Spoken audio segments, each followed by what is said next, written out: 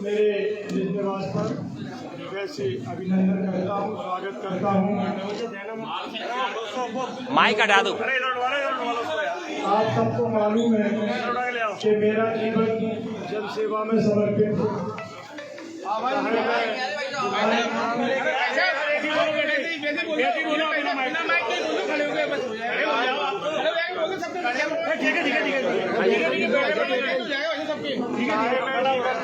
किसी पद पर रहा हूँ या नहीं रहा, मैंने सदैव जनसेवा को महत्व दिया है। शिवपुरी मेरी कर्मभूमि है, कोलरस का मैं रहने वाला हूँ, जन्मभूमि है। मैं सर्वप्रथम ईश्वर को धन्यवाद देना चाहता हूँ कि दोनों भूमियों पर मुझे सेवा का मौका मिला। पर वर्तमान समय में भारतीय जनता पार्टी से कोलरस से विधायक होकर जनसेवक हूँ। 3.5 वर्षों से, जब से सिंधिया जी के सहयोग से भारतीय जनता पार्टी ने सरकार बनाई है, मुझे अपनी जनसेवा करने में अथाह पीड़ा का महसूस हो रही है और बर्दाश्त करना पड़ रहा है। सिंधिया जी के साथ आई हुई जितनी टीम है, चाहे वो मंत्री हो या उनके सिपा सालार हो, अखंड रूप से भ्रष्टाचार में डूबे हुए हैं। 3.5 वर्षों में मैंने जनसेवा में जो योजनाएं केंद्र प्रदेश सरकार की थी, जिनको मैं अपने अनुभव, अपने प्रयास, अपनी मेहनत से ला सकता था, मैं संक्षिप्त में ये कहूँगा कि कोलरस विधानसभा में आज 75 साल में छूटे हुए वो हर काम को अंजाम दिया है मैंने। चाहे वो पानी की योजनाएं हो, नल जल योजनाएं हो, कॉलेज हो, सेंट्रल स्कूल हो, बस स्टैंड हो, हाउसिंग बोर्ड कॉलोनी हो, बिजली के स्टेशन हो, सड़कें हो, अमृत सरोवर तालाब हो, सभी से मैंने अपनी जन्मभूमि को सिंचित किया है। लेकिन हर काम में, चाहे वो प्रभारी मंत्री हो, चाहे वो बिजली मंत्री हो, सभी ने मिलकर के पूरी ताकत से मेरे विकास कार्यों को रोका है। आज भी मेरे बिजली के जो 2 सब स्टेशन है अगरा का, उसको वर्तमान डीएफओ ने आधा काम होने के बाद रोक दिया है, जिसे प्रभारी मंत्री और सिंधिया जी के लोग लेकर आए हैं। बेड़ौन का बिजली का स्टेशन आप सबको ज्ञात हुआ था कि मुझे भूमि पूजन भी नहीं करने दिया। जब मैंने मुख्यमंत्री जी के प्रवास पर उसका भूमि पूजन कराया, 1 हफ्ते पहले मैंने जब लोकार्पण किया, सारे अधिकारियों को फ़ोन करके मना कर दिया गया।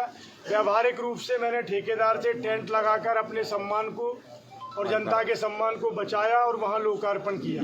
अनेक ऐसे उदाहरण मैं दे सकता हूँ कि पूरी ताकत से सिंधिया जी के मंत्री और उनके सिपा सालारों ने मेरे विकास कार्य को क्षति पहुंचाई है।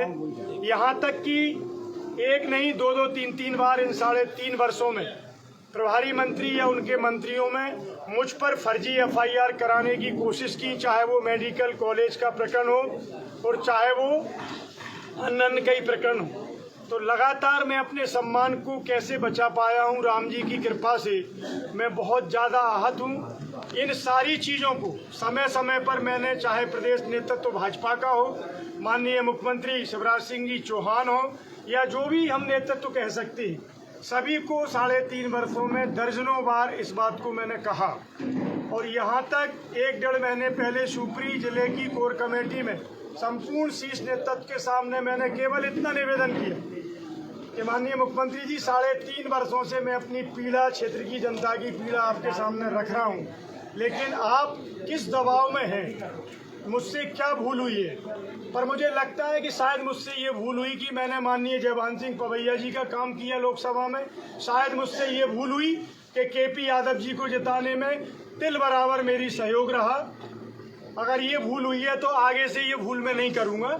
लेकिन कृपया करके जनता के विकास कार्यों को मंत्री न रोके। मंत्री जी से मेरी 5 मिनट आपके साथ बैठक करा दें। ये 3.5 साल में निवेदन करता रहा, लेकिन मेरे व्यस्ततम मुख्यमंत्री जी को मुझे 5 मिनट का समय देने का प्रभारी मंत्री से चर्चा का नहीं मिला और मुझे मजबूरन कोर कमेटी की बैठक में CM हाउस पर 1 महीने पहले खड़े होकर, जिससे पार्टी शायद अभद्रता मानती हो, मैं तो नहीं मानता, कि बंद कमरे में अगर विधायक अपने मुख्यमंत्री से बात नहीं कह सकता तो क्या मीडिया के सामने कहेगा, जो आज नौबत आई है। मैं नहीं चाहता था ये नौबत आए, पर मैं जनसेवक हूँ और मैं अपने मुंह से नहीं कहना चाहता कि राजनीति से 22 वर्ष में मैंने 22 रुपये का लाभ अर्जित नहीं किया किसी भी माध्यम से। अपने मेहनत की कमाई से, मेरे बेटों के व्यापार की मेहनत की कमाई से मैंने सारे चुनाव लड़े हैं, सारी जनसेवा की है। चाहे वो गौ सेवा की हम बात करें, चाहे मानव सेवा की करें, मैंने कोलरस विधानसभा में अपनी सेवा के सारे प्रयत्न करने की कोशिश की है।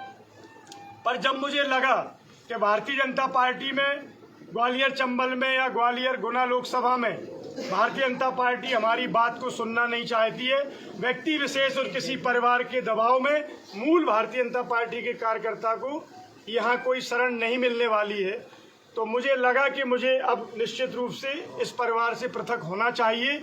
और इन पीड़ाओं के कारण मैं आज ये निर्णय ले रहा हूँ। प्रमुख कारण यही है। दूसरा कारण है, जैसे मैंने विधानसभा में शिवपुरी जिले के 2 वर्ष से चल रहे 84 करोड़ के घोटाले की बात उठाई विधानसभा प्रश्न के माध्यम से, तो मेरी शायद पार्टी को ठीक नहीं लगा हो, पर मैंने चर्चा की। उस चर्चा में केपी सिंह जी भी बोले, कांग्रेस के विधायक।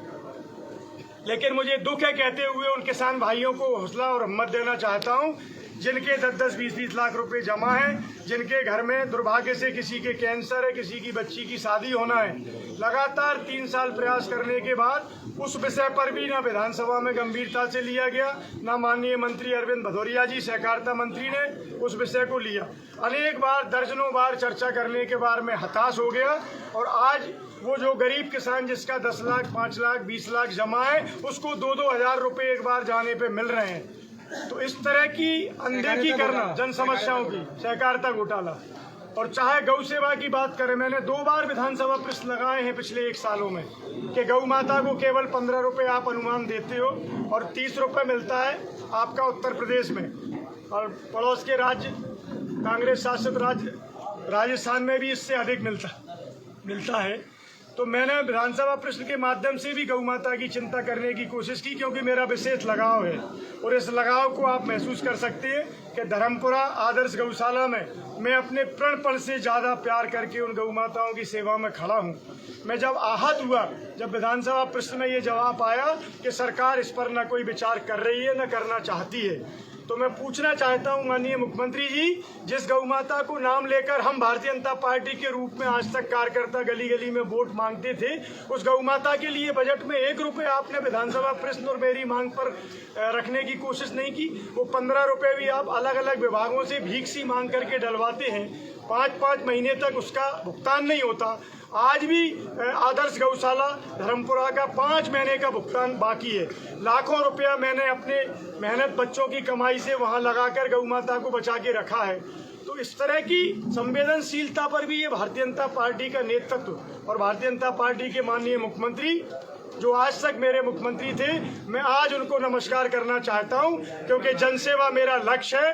जोड़ तोड़ की सरकार आपने कैसे बनाई, हम लोगों को, मूल भाजपाइयों को ग्वालियर चंबल संभाग में जिस तरह कुचला जा रहा है, मैं आह्वान करना चाहता हूं मूल भाजपाई कार्यकर्ताओं से, साथियों अपना राजनीतिक जीवन बचाना है तो आप मेरे आह्वान पर ऐसी भारतीय जनता पार्टी और ऐसी सरकार को त्याग कर जनसेवा का संकल्प लें।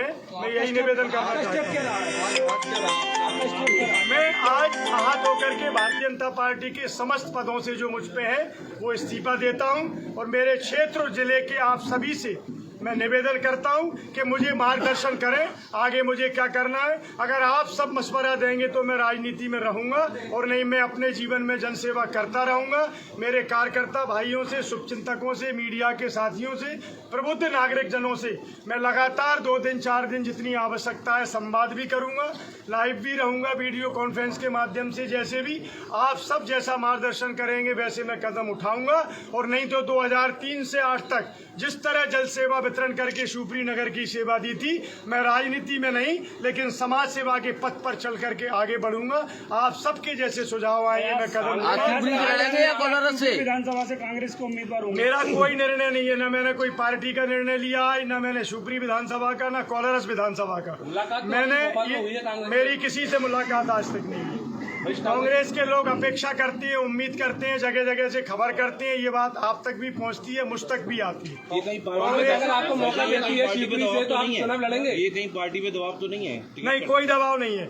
मैं वीरेंद्र रघुवंशी वजनदारी से कदम उठाता हूं। पार्टी मुझे टिकट देने के लिए कोलरस और शिवपुरी दोनों जगह सर्वे करा चुकी है।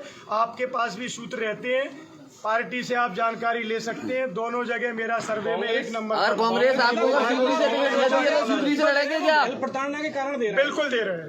महल प्रताड़ना और महल के साथ आए मंत्रियों के अखंड भ्रष्टाचार से दुखी होकर कांग्रेस अगर शिवपुरी से और मैं कहना चाहता हूं कि मेरे प्रभारी मंत्री शिवपुरी जिले के आज तक के माननीय महेंद्र सिंह सिसोदिया जी 500 लोगों के जनप्रतिनिधियों की बैठक में कहते हैं कि भ्रष्टाचार भगवान पर चढ़ाए जाने वाला प्रसाद और नेक है, ये नेक तो आपको देना पड़ेगा। मुझे उस दिन शर्मसार होना पड़ा जब माननीय अमित शाह जी की ग्वालियर बैठक थी और प्रभारी मंत्री मेरे विधानसभा में मेरी मंच पर 500 सरपंच, सहायक सचिव और भारतीय जनता पार्टी के समस्त कार्यकर्ताओं के मंच से ये बात कहते हैं एक सरपंच के कहने पर कि साहब गाड़ियां लेके कहां से जाएं, आपके सीओ या जनपद या अधिकारी 20% कमीशन ले रहे हैं और 5 महीने में हमें केवल 5-5 लाख रुपए विकास के लिए मिला है।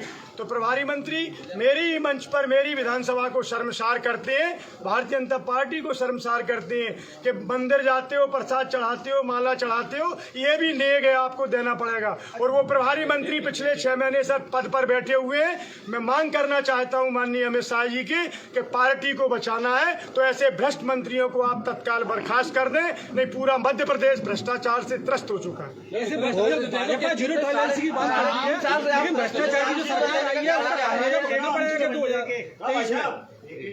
विचारधारा संतुष्ट नहीं है। बिल्कुल नहीं है। भारतीय जनता पार्टी की विचारधारा अच्छी थी, अच्छी होगी, लेकिन जब से जोड़ तोड़ की सरकार बनाई है मेरा मध्य प्रदेश त्राही हो गया है। मैं और कोई आरोप नहीं लगाना चाहता, इतना ही कहना चाहता हूं कि भ्रष्टाचार के साथ साथ ऐसे अनेक ऐब इनके मंत्रियों में हैं जो प्रदेश को शर्मसार करने वाले हैं। अगर आपको शिवपुरी से टिकट मिला, शिवपुरी से अगर कांग्रेस टिकट देती है तो आप चुनाव लड़ेंगे? मैं अभी आप सबसे मशवरा लूंगा, पूरे क्षेत्र से लूंगा। मेरा जीवन का लक्ष्य जनसेवा है। मैं राजनीति में नहीं था, जनसेवा करते हुए 2007 में आप सबकी मांग पर उपचुनाव में मुझे मौका दिया था। आप सबने प्रेम दिया। आपको विधानसभा के कार्यकाल के अंत में क्यों मालूम पड़ी कि जनसेवा करना चाहता हूं। पूरे जिले के लोग, आप मीडिया के साथी, सबसे चर्चा करूंगा लगातार 2 दिन 4 दिन, जैसा मुझे निर्देश क्षेत्र के लोग करेंगे। सिंधिया के जो मंत्री है उनका कामयाबी सरकार को 2023 में उठाना पड़ेगा, निश्चित रूप से उठाना पड़ेगा। और ये बात मैंने उस दिन जिला कोर कमेटी की सीएम हाउस की बैठक में भी मुख्यमंत्री से निवेदन किया, जब मेरी उन्होंने मुख्यमंत्री की प्रभारी मंत्री द्वारा मुझे और मूल भाजपाइयों को पीड़ित करने के विषय पर चर्चा की और वो चर्चा करने को तैयार नहीं थे माननीय शिवराज सिंह जी। तो मैंने पीड़ित होकर वहीं कहा था कि भाई साहब मत भूलिए, सरकार बनाने के लिए केवल ये भ्रष्ट प्रभारी मंत्री की जरूरत नहीं पड़ेगी, मध्य प्रदेश के वोटर्स की जरूरत पड़ेगी, हम जैसे विधायक और सिपाहियों की जरूरत पड़ेगी। इतना कहने के बाद भी प्रभारी मंत्री के साथ मुझे 5 मिनट बिठा करके 3.5 साल में माननीय शिवराज सिंह जी या शीर्ष नेतृत्व ने उचित नहीं समझा। अगर शिवपुरी विधानसभा से कांग्रेस आपको मौका देती है, उम्मीदवार बनाती है, तो आप तैयार हैं इसके लिए? मैं कह रहा हूं ना कि जनता जनार्दन, शिवपुरी शहर के लोग, कोलारस जिला, करेरा, पिछोर में सब जगह सेवा करता हूं। 2, 4, 6, 8 दिन में जो भी आपके सुझाव आएंगे जन सेवा के लिए मैं उस पर अमल करूंगा। और आप सब कहेंगे कि राजनीति आपके लायक नहीं है तो मैं राजनीति करूंगा भी नहीं, मैं जन सेवा करूंगा। अंतिम निर्णय कब तक लेने वाले हैं? जैसे आप सबके पर्याप्त सुझाव आ जाएंगे, आज से ये संदेश जाने के बाद सैकड़ों टेलीफोन आएंगे, सैकड़ों जगह से आप लोगों का मशवरा होगा। मैं भी अपने जो शुभचिंतक हैं, जनसेवा में मेरी मदद करते हैं, 100, 200, 500 लोगों को मैं भी टेलीफोन लगाऊंगा, सब लोगों का सर्वसम्मति से। कांग्रेस का हाईकमान आपके संपर्क में है क्या? नहीं, मैंने कोई संपर्क आज तक। जैसे कल से आपका रूमर उड़ रहा है कि बीजेपी छोड़ रहे हैं, तो कोई वरिष्ठ नेताओं ने आपसे चर्चा की? नहीं, कोई टेलीफोन मेरे पास नहीं आया। नहीं, गलत नहीं, ऐसा कोई नहीं, ना मेरी कोई डेट पे है, ना मैंने निर्णय दिया है। मैं सेवा करना चाहता हूं। अगर शिवपुरी जिले के लोग कहेंगे कि आप तो पूर्ववत 2003 और 8 की तरह सेवा करिए, मैं उस पर भी तैयार। क्या कारण थे कि हम 4 साल तक चुनाव के करीबी हाथ हुई है? देखिए, राजनीति कोई ये बात मुझ पर इसलिए लागू नहीं करना मेरे दोस्तों कि जब 2013 में मैं प्रताड़ित होकर सिंधिया जी से चुनाव मेरा हराने के बाद धोखे से 2013 में मैंने भाजपा ज्वाइन की थी, तो उस समय भी पहला मध्य प्रदेश का विधायक लेवल का कार्यकर्ता था जिसने 5 वर्ष पहले चुनाव के भाजपा को ज्वाइन किया था, कांग्रेस को छोड़ा था। तो लालच मेरे जीवन में ना आया है ना आएगा, ना पैसे का, ना टिकट का, ना पद का। आप पार्टी से बीजेपी से आ गए या सिंधिया से आ गए? बीजेपी की रीति और नीति सिंधिया जी के साथ सरकार बनाने के बाद पूरी बिगड़ गई। आज तो सिंधिया जी की टीम ने जिस तरह भ्रष्टाचार, आगे कहना उचित नहीं होगा माइक पर, जो ऐब और एमाल इनकी मंत्री कर रहे हैं, मैं इतना ही कहता हूं कि ये जोड़ तोड़ के बाद सारी की सारी भारतीय जनता पार्टी के सिद्धांत दब गए हैं। भ्रष्टाचार सिंधिया जी के मंत्री करते हैं। नहीं, मैं कोई अपनी जनता का, आप सब मुझे सलामत बना नहीं देंगे। विधायक जी, आपका ये कहना है कि सिंधिया पार्टियों पर हावी है। विधायक जी, विधायक जी अपनी जनसेवा जारी रखें। विधायक जी, आपका ये आरोप, विधायक जी आप ये कह रहे हैं कि सिंधिया जी के आने के बाद भाजपा की रीति नीति और जो शिष्टाचार जो कुछ है वो सब बदल गया। यानी कि सिंधिया जी इतने हावी हैं पार्टियों पर कि उसकी एक व्यक्ति की चलती है, पार्टियां गौड़ पड़ जाती हैं उसके सामने। जब आप कांग्रेस में थे तब भी कुछ सिंधिया जी की चलती थी, जब वो भाजपा में आ गए तब भी सिंधिया जी की चलती है, पार्टियां गौड़ हो गई। ये क्षेत्र का दुर्भाग्य है कि हम जैसे जनसेवकों को बार बार कुचला जाता है, और आप और जनता जनार्दन मुझे आशीर्वाद देंगे, सहयोग करेंगे, तो मैं तो अपना जीवन से जनसेवा में अर्पित कर चुका हूँ। क्या वो सिंगल व्यक्ति पार्टियों से ऊपर है? सिंधिया जी पार्टियों से ऊपर है। अभी तो यही प्रमाणित हो रहा है, पार्टियों से ऊपर है सिंधिया जी। प्रमाणित जल्दी घर वापसी की उम्मीद है आपकी? नहीं, मैं अभी इसको कोई निर्णय नहीं लूंगा। आप सब जैसा मशवरा देंगे, अब आपकी ये मीडिया में जाने के बाद लाखों लोगों को पता लगेगी, हजारों लोगों से मेरी बात होगी, जो आप मार्गदर्शन करोगे मैं करूंगा। और सर, आप मुझे अच्छे से जानते हैं कि मेरा लक्ष्य केवल जनसेवा है। छोड़ने से पहले मुख्यमंत्री से आपकी कोई बातचीत या कुछ हुआ? मैंने प्रयास किए बात करने की, महीने 2 महीने पहले भी हुई, कोर कमेटी की बैठक में भी हुई, 3.5 साल में अनेक बार हुई। वो इतने दबाव में है, किसके दबाव में है, ये उनसे ही पूछने की जरूरत है। आप मीडिया के माध्यम से पूछिए कि मूल भारतीय जनता पार्टी के लोगों को कुचला जा रहा है, जनसेवकों को कुचला जा रहा है, आप मूक दर्शक क्यों बने हुए हैं? क्या इसका दुष्परिणाम आपको नहीं भुगतना पड़ेगा? लेकिन विधायक जी, मूल भाजपा के तो किसी भी कार्यकर्ता ने पार्टी नहीं छोड़ी है। मेरा नंबर 1 पे आप जानकारी लेना।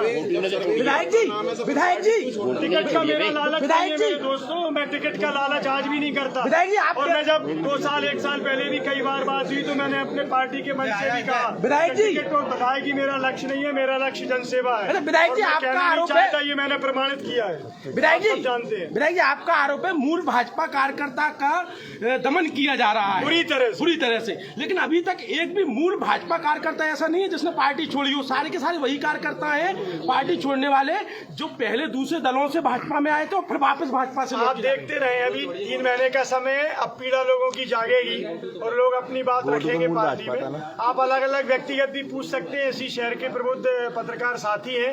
मूल भाजपा के कार्यकर्ता को वीडियो में नहीं आना चाहते लोग। मानव जीवन में कहीं ना कहीं भय रहता है, स्वार्थ रहता है, लेकिन सच्चाई आपको भी मालूम है कि मूल भाजपाइयों की स्थिति क्या हो गई है ग्वालियर चंबल। लड़ेंगे या नहीं लड़ेंगे? आप सब निर्देश करेंगे, जनता करेगी, मैं विचार करूंगा। आज मेरा कोई निर्णय नहीं है। अच्छा, जब कौन सी पार्टी से चुनाव लड़ेंगे अगर जरूरत पड़ी? मैं अभी कोई तय नहीं कर रहा, वो जनता जनार्दन आप सब करना। आप कहोगे कि सेवा करो तो सेवा करो।